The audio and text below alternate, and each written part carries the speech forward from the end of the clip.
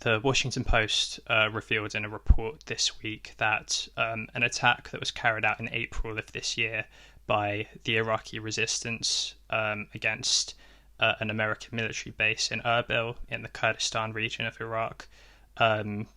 Essentially, that was a drone attack. It was an unmanned aerial vehicle, so it was a fairly unusual attack because I believe that was the first time that the Iraqi resistance has used a drone to attack an American military target in Iraq. The Washington Post revealed that the target that was struck by that drone in that attack was a previously secret CIA hangar, which was located within the American military compound in Erbil.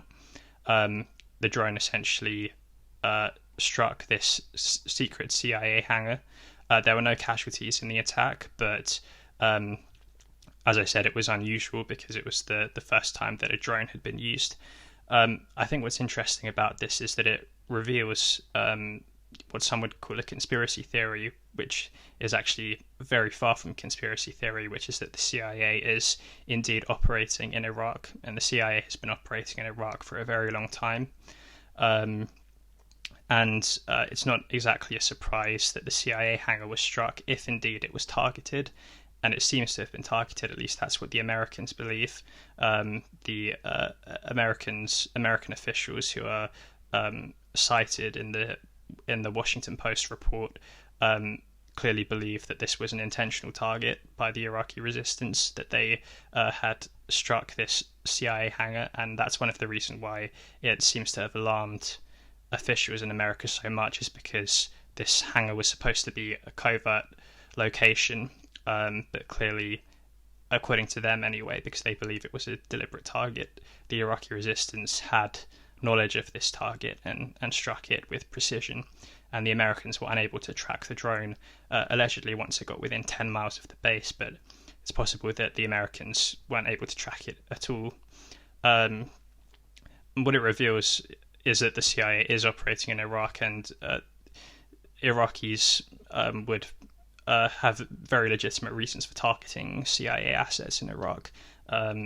Not many people know the history of the CIA in Iraq, but it's essentially a record of atrocities from when the CIA began to get really involved in Iraq, which was in the early 1960s. So in 1963, the CIA actually supported a coup, a coup by the Iraqi army, which brought the Ba'ath Party to power, which was Saddam Hussein's party, and this essentially put Saddam Hussein on the path to taking over Iraq, to ruling Iraq.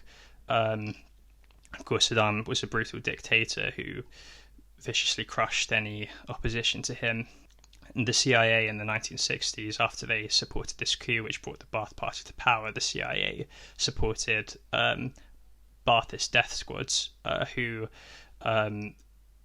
basically massacred primarily leftists, Iraqi leftists, but any Iraqis who opposed the Ba'ath Party. And this is revealed in research by an expert on Arab political affairs called Saeed Abarish, and he basically revealed that the CIA supported these death squads throughout the 1960s in Iraq, who killed up to 5,000 people, including pregnant women, old men. Parents were tortured to death in front of their children. And the CIA was largely responsible for this. The CIA actually gave lists with the names of Iraqis who opposed the Ba'ath Party to these death squads so that they could be murdered. And that's just one example. Another example is in 1987, and this is revealed in declassified CIA documents, which were obtained by the Foreign Policy magazine. The CIA essentially authorized the Defense Intelligence Agency in America to begin providing intelligence to the Iraqi army. This was during the Iran-Iraq War, where America supported Iraq. Iraq invaded Iran. Saddam killed hundreds of thousands of people. And in 1988, the American intelligence was used by the Iraqi army to carry out chemical attacks, not just on Iranian soldiers, but also on Iraqi civilians. So the American Intelligence Corporation was actually continuing through the Halabja massacre in 1988, when up to 5,000 Kurdish civilians were killed using chemical weapons by Saddam's regime. And this was the largest chemical attack directed against a civilian population in history. And America, the CIA, knew perfectly well what Saddam was doing, and they continued to authorize this intelligence sharing.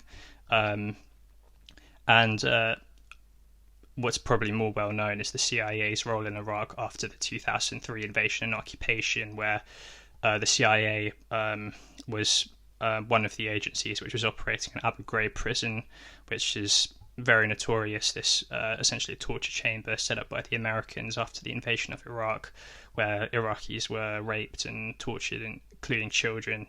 And the CIA tortured a guy to death at this prison, a guy called Manadal El-Jamadi, who he was basically, they hung him up by his wrists, which were tied behind his back to a barred window, and they had a bag over his head, and they just brutally beat him until he died, essentially. And a military autopsy confirmed that his death was a homicide, and the CIA was responsible for that. So the CIA's record in Iraq is atrocious, and what a lot of kind of DC analysts based in London who are looking at these kind of proxy wars in the Middle East is that they don't understand that they're dealing with human beings. These Iraqis who are carrying out these attacks, who are part of what's called the resistance, they're Iraqis who have legitimate grievances against the American military presence in Iraq, the CIA presence of American military contractors. A large part of the Iraqi population has suffered tremendously under American military occupation and American interference in Iraq for decades. And what a lot of kind of these DC analysts don't understand is that they're looking at Tehran and they're looking at Iranian support for these groups as if Iran is this kind of puppet master in the Middle East, which is just pulling the strings on all of these proxy groups and controlling them, giving them orders, telling them to carry out these attacks. But that's actually very far from what's going on. These groups are not too much is known about them. They're quite shadowy, and they seem to be in large part splinter groups from the more established Shia resistance groups in Iraq, like Kataib Hezbollah and Asayb al-Haq and Harakat Hezbollah al-Najaba. These newer groups, they have names which were previously unknown prior to the murder of Qasem Soleimani and Abu Mahdi al-Mohandes by America in January 2020. And these new groups essentially emerged, and they took it upon themselves to expel the Americans from Iraq, partly as revenge for their martyred leaders, their martyred resistance leaders, as they saw them, Soleimani and Mohandes.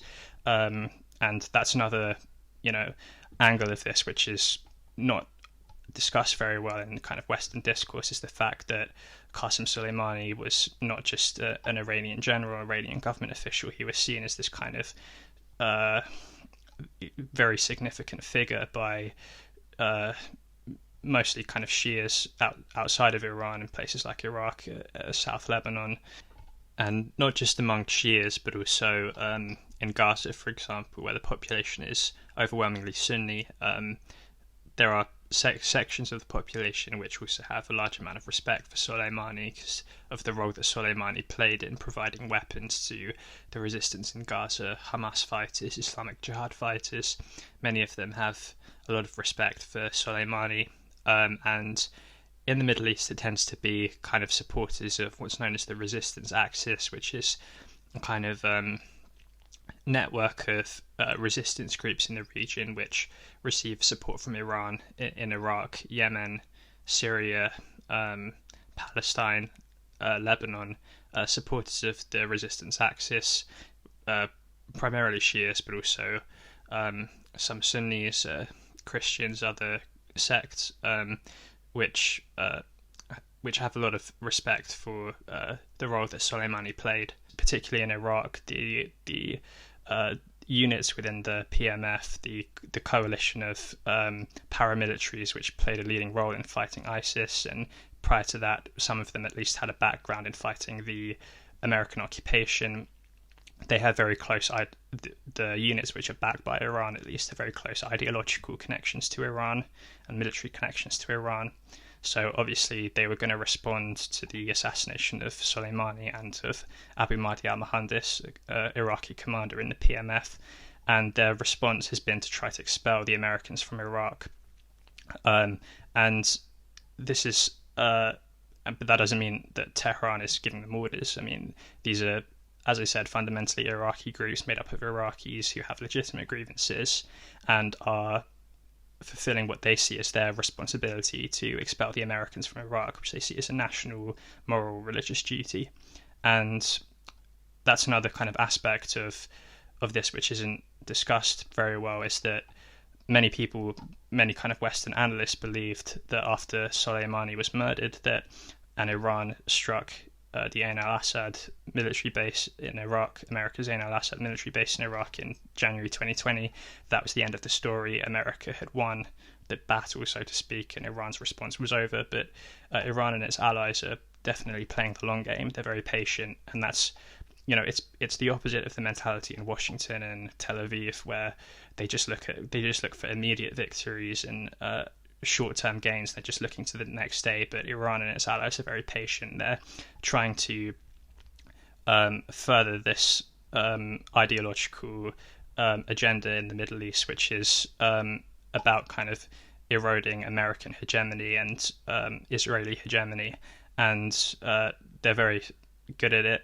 They've been doing it for decades, and the sooner that kind of Western analysts begin to understand that they're dealing with human beings who have legitimate grievances and who have